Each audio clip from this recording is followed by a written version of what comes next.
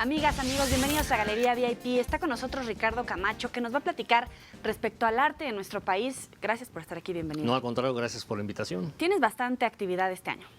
Sí, Cuéntanos. queda ya casi últimos meses, pero han estado, sobre todo el segundo semestre, muy activo, ¿no? Aquí tuvimos al maestro Macotela y tú curaste su exposición. Así es. Tiene más de 35 años como artista plástico, una gran trayectoria conocida por todo el medio artístico.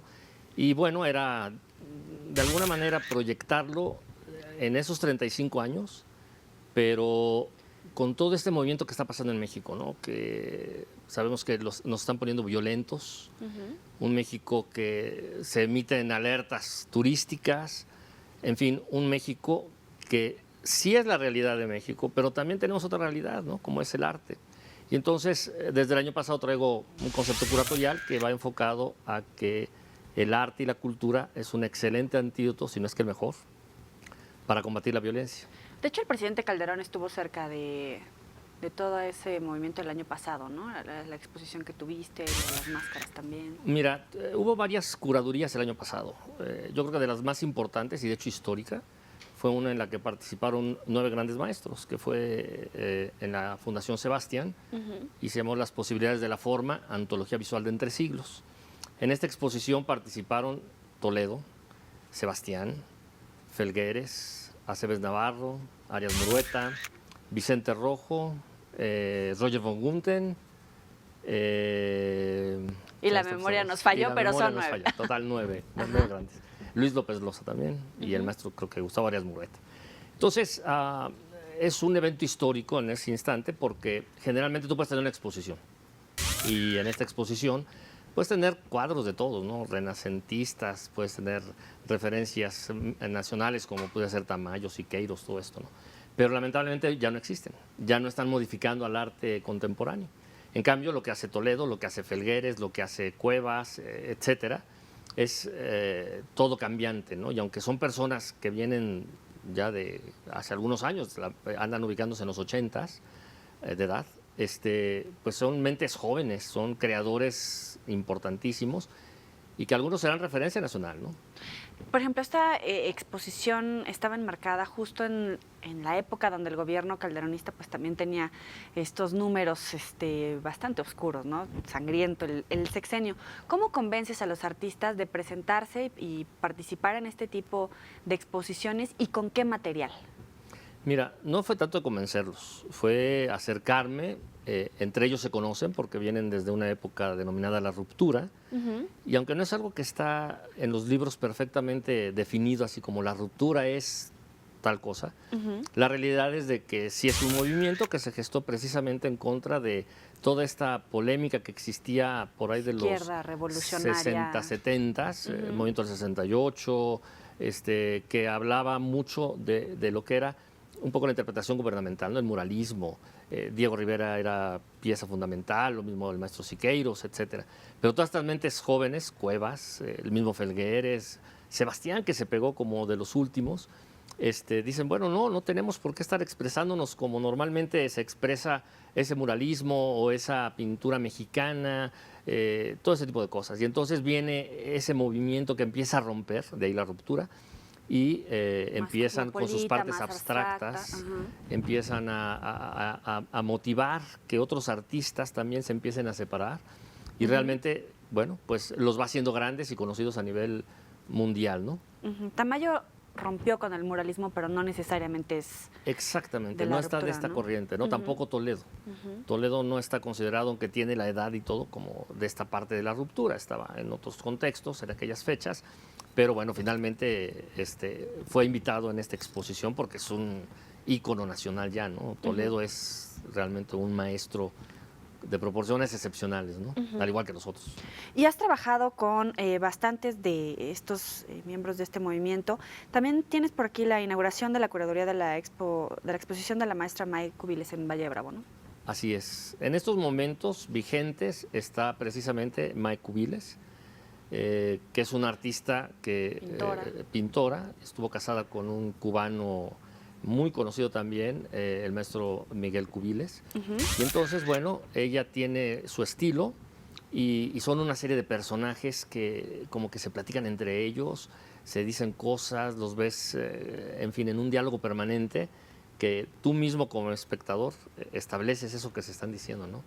Entonces estuvo primero en el Museo Torres Bicentenario en Toluca, una exposición majestuosa, y itinerantemente le estamos ya recorriendo a otras partes, y en este caso a Valle de Bravo, ¿no? Oye, permíteme hacer el paréntesis. Explícanos qué es curar una exposición. Mira, es interesante. El término de curador, realmente podríamos considerarlo, si nos remitimos un poco al pasado, como un comisariado. Y la parte de llamarle curador viene más bien de la definición de los americanos, la parte sajona, de curator, que la Real Academia Española sí ha aceptado ya la traducción de curador y de curaduría. Pero realmente es eso, ¿no? Lo que en un inicio se suponía y era prácticamente comisario. Y como comisario encargado de el cuidado de las obras, el resguardarlas, el que el público las entendiera, etcétera, ¿no? Hoy día el término de un curador se ha venido degenerando, al igual que un museógrafo, porque está la parte de un galerista, la parte de un promotor de arte, y entonces de alguna manera se arman exposiciones, que a veces se juntan artistas o tratan de juntarse artistas, y no hay un motivo específico del por qué las obras deben de guardar a lo mejor una misma línea, o deben de ser relativas a alguna época, o deben de reflejar algo que los artistas o algún artista en específico esté buscando para con el espectador. Entonces se ha desvirtuado y algún galerista que organiza una exposición ya dice que está haciendo la curaduría o están haciendo la museografía, o ves gente colgando cuadros y te dicen así abiertamente, estamos haciendo la museografía. Entonces realmente esa no sería la función de un curador, ¿no? El curador va más bien en tratar de proyectar hoy día que el artista refleja en sus obras, como si fuera un espejo. Estas obras se reflejan también en ese artista. Y entonces como curador, ¿qué extraes para que haya un motivo y entonces los que van a observar esas obras, el público, realmente tenga esa conceptualización de aquello que el artista está tratando de comunicar? Entonces ese sería como que el concepto curatorial. ¿Te parece si hacemos el ejercicio de las exposiciones o de los artistas que tienes? Por ejemplo, René Jiménez. ¿Quién es? ¿Cómo lo podemos interpretar? Mira, René Jiménez es un oaxaqueño, maestro, realmente su obra es majestuosa. Ha ido creciendo y se ha ido lanzando a veces por iniciativas propias, como por ejemplo, hizo una obra muy grande, realmente muy grande, y se le ocurrió llevársela al presidente Obama. ¿Por qué Obama? Pues porque quiso llevársela a Obama. Sin pedir, ya sabes, los típicos protocolos de hay que llevar esta obra y hay que, no sé, pedir autorización a las embajadas y a gobernación, y en fin, todo el procedimiento. Él llegó a Washington, se metió no sé cómo a la Casa Blanca y les dijo, aquí está para Obama.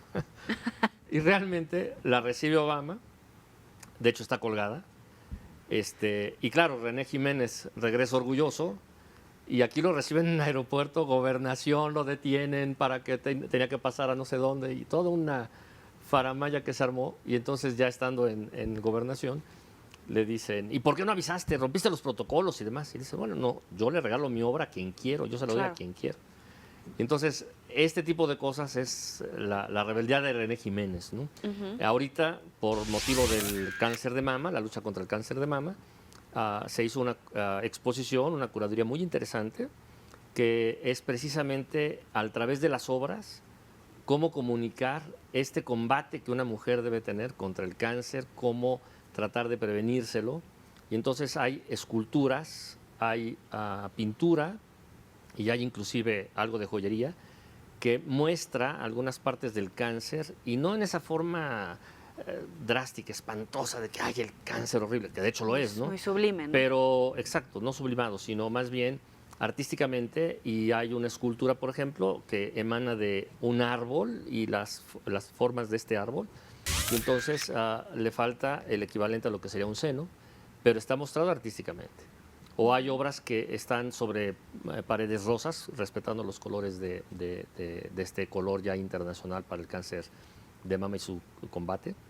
Y entonces el combinar esos colores con las obras, ¿no? Entonces la parte curatorial y la parte museográfica es exponer toda esta exposición para que aquel que la ve realmente sienta esa presencia del por qué es importante combatir al cáncer de mama y que las obras de René Jiménez están manifestando la perfección de la mujer, ¿no? Esta exposición, por cierto, su nombre lo dice todo, ¿no? Es Tu fragancia, florecimiento de mujer. La mujer está identificada con un olor agradable, algo hermoso, etcétera, pero pasas por una situación de cáncer y entonces es algo drástico, tienes que volver como que a renacer, tienes que volver a florecer. Entonces, todo esto es el comunicado de esta exposición, ¿no? ¿Cuál es el reto, por ejemplo, de trabajar con Cuevas, con Felgueres? O sea, ya no necesitas ir a vender un nuevo artista, pero tiene sus complicaciones. Sí. Cuando estos maestros, por ejemplo, el año que entra, está el Día Mundial del Arte, es el 15 de abril, y entonces es nuevamente tratar de continuar con este concepto curatorial que el arte es algo demasiado importante. Históricamente México es una gran nación, lo sabemos, y no tenemos por qué entonces permitir que esta gran imagen que tenemos sea desvirtuada por acontecimientos que, bueno, ya todo el mundo conocemos, ¿no? ¿Y nosotros le damos la oportunidad al arte? ¿O sigue siendo selectivo porque está en un museo, porque es caro, porque no sabemos? Mire, el arte yo creo que viene desde la educación, viene también desde la parte gubernamental, los apoyos o no.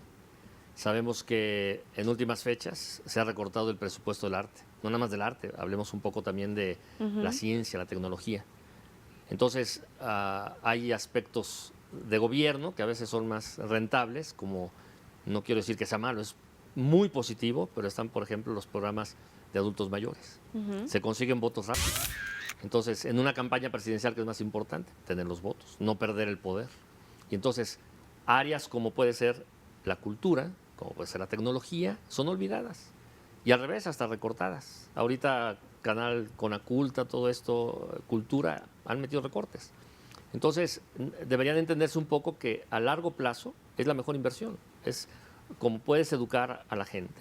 Y si le educas desde el punto de vista cívico, desde el punto de vista histórico, desde el punto de vista cultural, entonces es cuando cobraría esa importancia que el arte debe de tener, porque es como se escribe la historia a veces de un país, de una nación, ya insisto, como México. Ahorita regresando del corte nos explicas en qué momento se encuentra México a través de su arte. Vamos a hacer una pequeña pausa y volvemos con el cambio.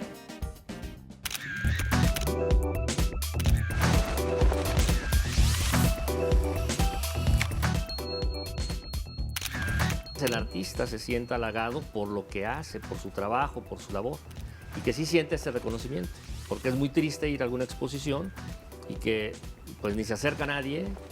Olvídate que haya prensa, olvídate de que salgan publicados, olvídate que estén en la televisión, no. Entonces, esa es la eterna historia y la vida de un artista, es difícil.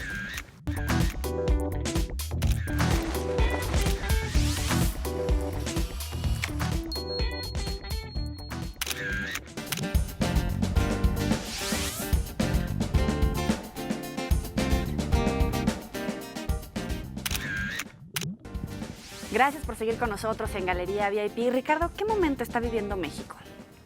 México, como todo, yo creo que es un momento difícil. Como ya te había dicho, los apoyos que debería de tener no se están gestando.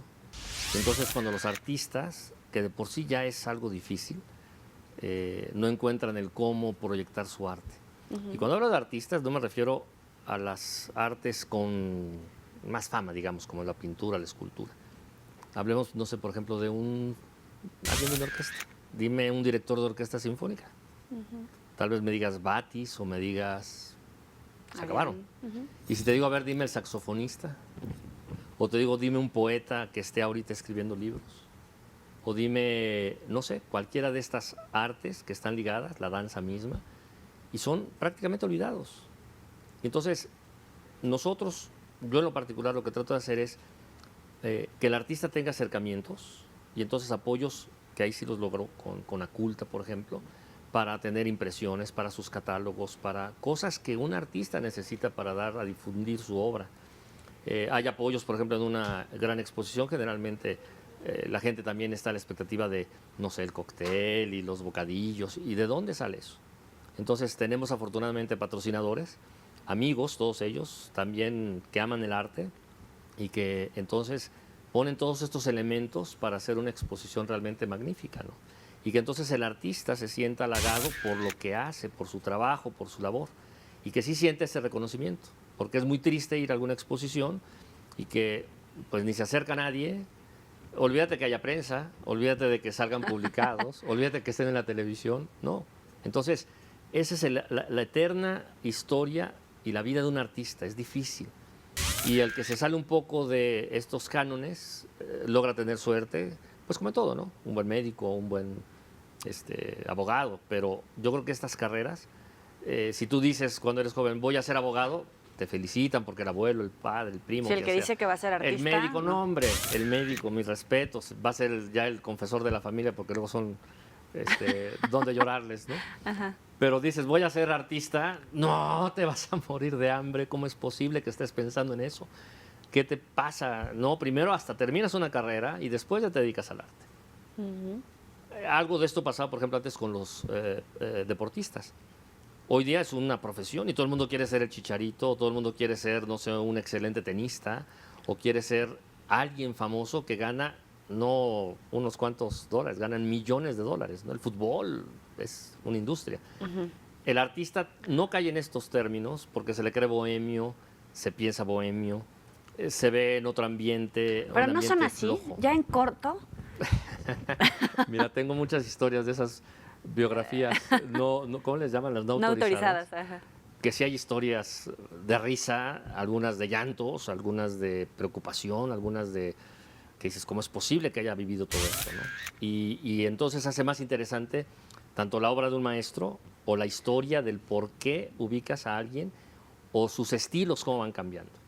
¿Qué estilos ahorita se están produciendo, se están generando en nuestro país? Mira, en el país hay tendencias que también están siendo un poco influenciadas por el mundo, ¿no? Se está volviendo un poco a lo figurativo y hasta la parte más allá de la figuración, que sería la parte del hiperrealismo.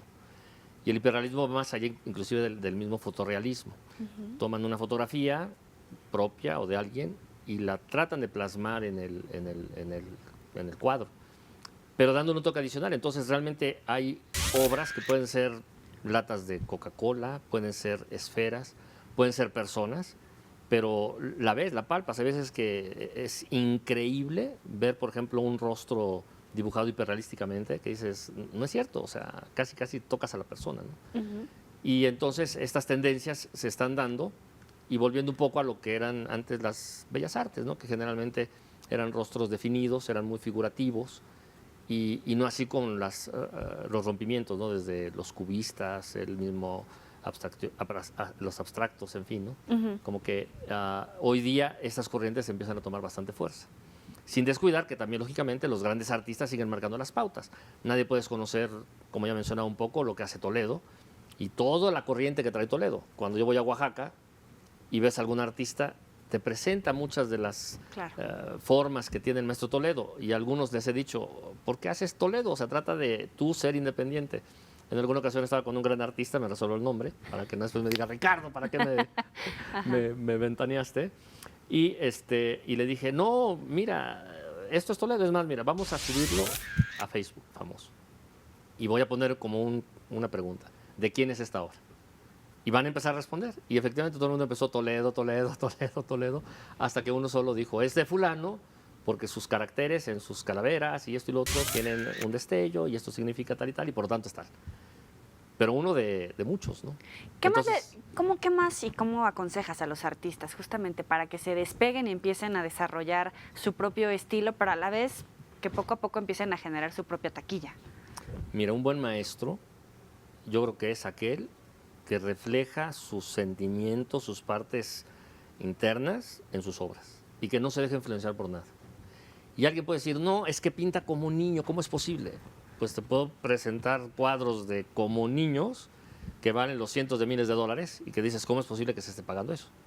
O el típico cuadro de arte moderno que es todo rojo y un punto azul y que dices, ¿cómo está expuesto en el Museo de Arte Moderno? ¿No? Ajá. Y valga lo que valga. Yo creo que, insisto, es la expresión de una persona y que no te dejes influenciar. Te voy a contar el caso del maestro Gilberto Aceves Navarro, gran maestro, prácticamente un emblema nacional para muchos Pintura, artistas porque han pasado dibujo. por su escuela y hoy día, pese a que estuvo un poco enfermito, está bien. Él en alguna de sus anécdotas dice, no hombre, cuando yo quise empezarme a expresar, claro, México no conocía, no sabía de arte abstracto, no sabía de nada. Entonces, ¿qué dije? Pues me voy al extranjero, me voy a Europa, ahí sí saben de arte. Y se fue a Europa y regresó. Y entonces muchos le preguntaron, ¿cómo le fue? Bueno, ni maestro todavía, ¿no? Gilberto, ¿cómo te fue? Dice, no hombre, de la patada, porque no pude expresar nada, nadie compraba, nadie me entendía tampoco lo que yo pintaba. Y tuve que vivir pintando últimas cenas, porque si no, ni dinero entraba a mi bolsa. Y después, Y claro que en Última Cena no era un Gilberto Aceves Navarro. O sea, al mismo Gilberto Aceves Navarro, tal vez hoy día le dices, a ver, maestro, pínteme este bodegón, tal vez lo pueda hacer perfecto porque es un gran maestro. Pero o no el va a estar mural de reflejado rectoría. porque no es su arte, no es su estilo. En cambio, ves algún abstracto, ves alguna de sus trazos y luego podrías identificarlo, ¿no? Lo mismo con Felgueres, lo mismo con el maestro Cuevas, en fin, con quien sea, ¿no? Esto fue- Entonces, que expresen realmente lo que son en esa obra, ¿no? En su caso trabajó con Siqueiros. ¿Es recomendable de repente ser como asistente, aprendiz, un poco de todo, de los grandes maestros para ir desarrollando tu estilo? Mira, yo creo que la parte del estudio, la parte de ir a academias, San Carlos o en el extranjero, en fin, lo que sea, siempre son buenas porque te van dando esa madurez que tú vas descubriendo tal vez con esas nuevas técnicas. No es como la comida. Tal vez nunca has probado, no sé, un buen vino, porque te saben los vinos cuando eres niño ácidos o el sabor que no es dulce y hasta lo escupes. Pero vas madurando, vas aprendiendo y bueno, te vuelves un experto en vinos y le encuentras ese sabor, esa delicia del vino. Lo mismo la pintura.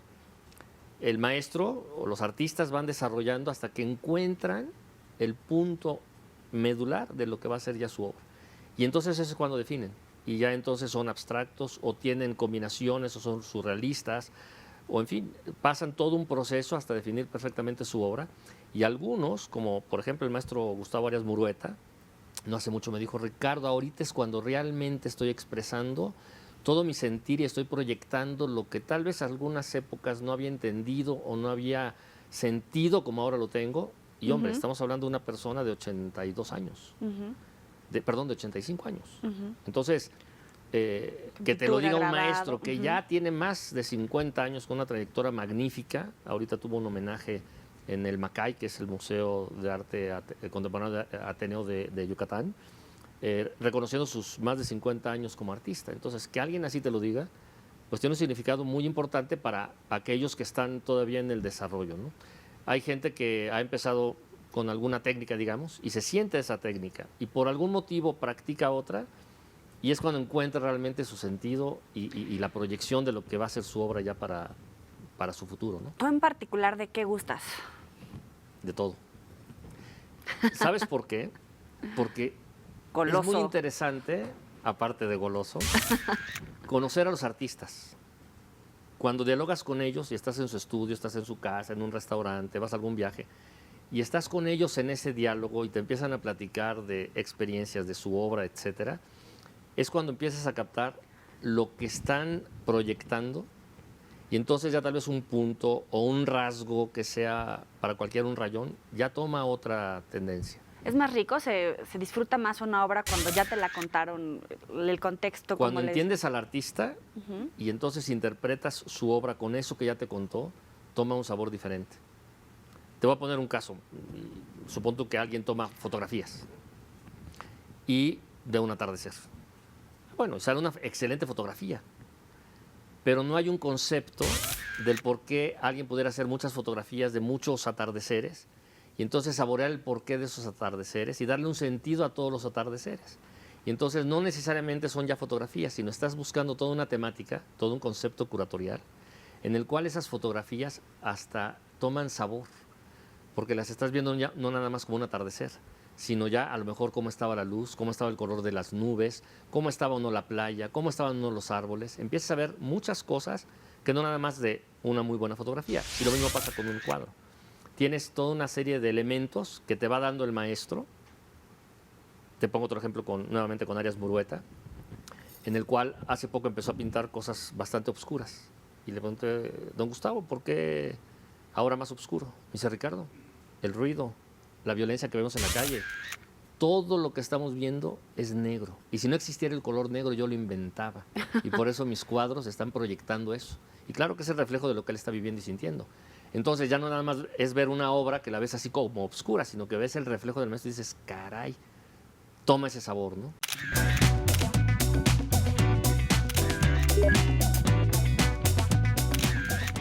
Si te digo gula, ¿en qué piensas? Uf, muchas obras. Lujuria. Lujuria. Hacer las mías. Pereza. Pereza. Bueno, a veces el exceso de trabajo que dices, hay un buen descanso en esa parte perezosa, ¿no? Soberbia. Soberbia decir que eres el mejor, nunca eres el mejor. Siempre hay que aprender de todos, ¿no? Avaricia. Volverlo a querer tener todo. Envidia. Esto es mío, ¿no? No te lo presto.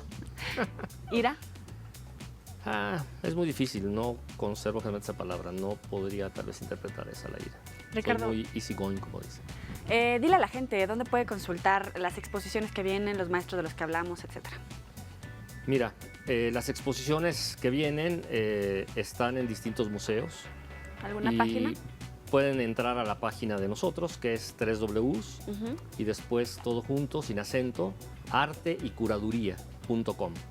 Ricardo, un placer tenerte aquí en Galería. No, al contrario, muchísimas gracias por haberme invitado y de verdad te felicito por tu programa. Hombre, muchas gracias y gracias a ustedes por acompañarnos. Nos vemos la próxima. Pásala muy bien.